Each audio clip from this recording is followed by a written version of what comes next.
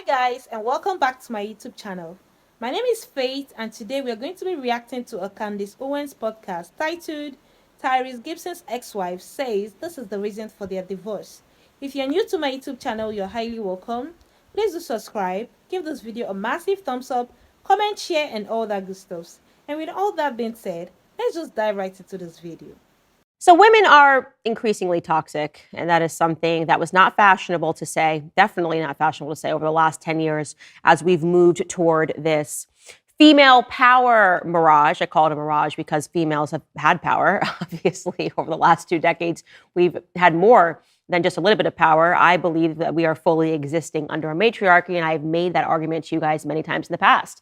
And elements of the matriarchy is destroying things that are traditional, destroying things that work, and in the end, destroying things that actually make women happy, aspiring to marriage, aspiring to family, looking down on that with your nose. Oh my gosh, don't you just want to be a free woman? You don't need no man. Where my single ladies at? We all know the dance. We all know the song. It was a great song, by the way. Just probably should mention that Beyonce wasn't a single lady when she wrote it. That's what I love about Beyonce. She makes all of this music. It's super catchy and it's amazing, and women feel empowered by it. The truth is that she's in a very traditional relationship with her husband. So, she teaches others to do what she's not doing herself because she wants to be fulfilled. She's happy in a relationship.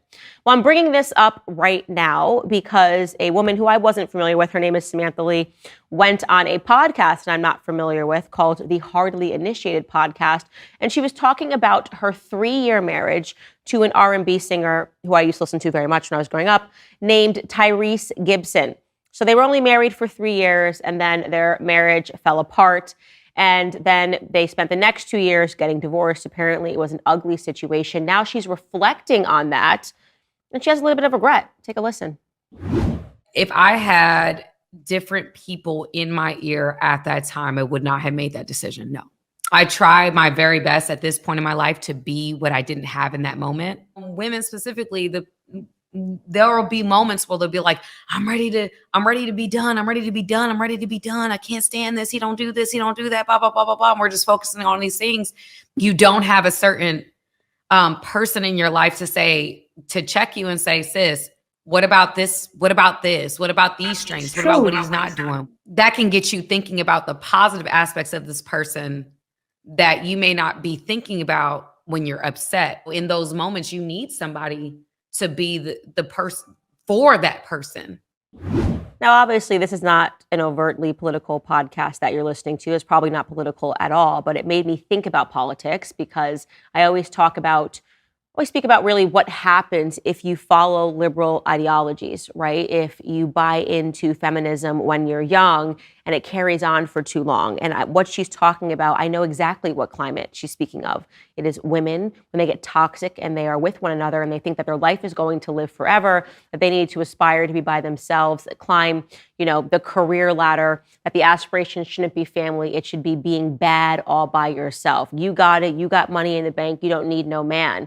And these are the sorts of women that were in her tribe. I'm going to guess largely liberal women who were listening to the liberal messaging that's coming from the mainstream media. So rather than her working on her marriage, 3 years, she should be in the honeymoon phase, she was listening to her girlfriends who are making her feel empowered. She's in her 20s and basically telling her, you don't need a man. And of course, the difference between your life and your prospects from your 20s as a young woman, then when you turn the chapter and go into your 30s, it's dramatic. The differences are quite dramatic. And I try to explain this to the young women that listen to me. I get it.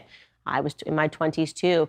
You feel like every day is so long, you're going to be young forever, and you don't have to focus on those sorts of things. But 30 will smack you in the face. It's a different ballgame, totally different ballgame. And, there's this call to settle down and to have a family. And now that she's in her early 30s, she's recognizing that she achieved that and then turned it down.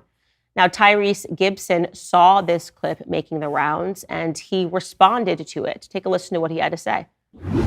And you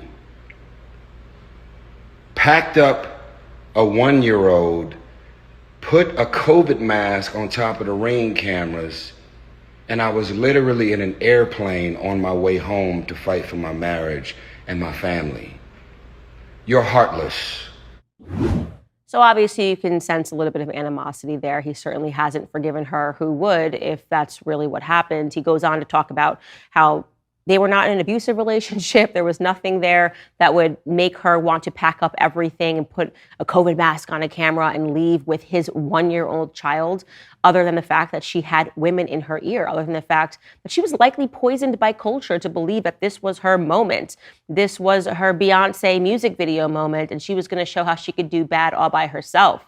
You know, there's a lesson there. There really is. And it's one that I talk about all the time, that I speak about all the time, rather, when I speak to young women on these college campuses. Pay attention to these cultural examples. Pay attention to the women that make you feel empowered when you're listening to their music. You know, Taylor Swift, everybody loves Taylor Swift except for me. Beyonce, everybody loves Beyonce.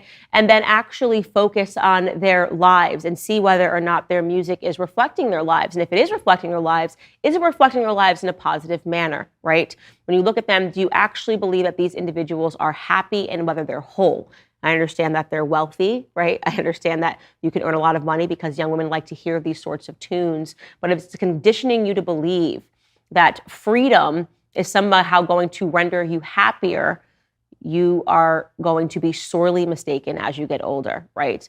Because actually it's discipline that renders you freer, right? It's doing the same thing day in and day out, putting the work where you are, watering the grass where you stand, that is going to make you happier in the future. So I just wanted to make sure that all the young women were paying attention to that, because it's an important cultural story, an important cultural message, and that's all I'm going to say about that. All right, if you liked this video, you are definitely going to like the full episode even better. You can find it by clicking right here.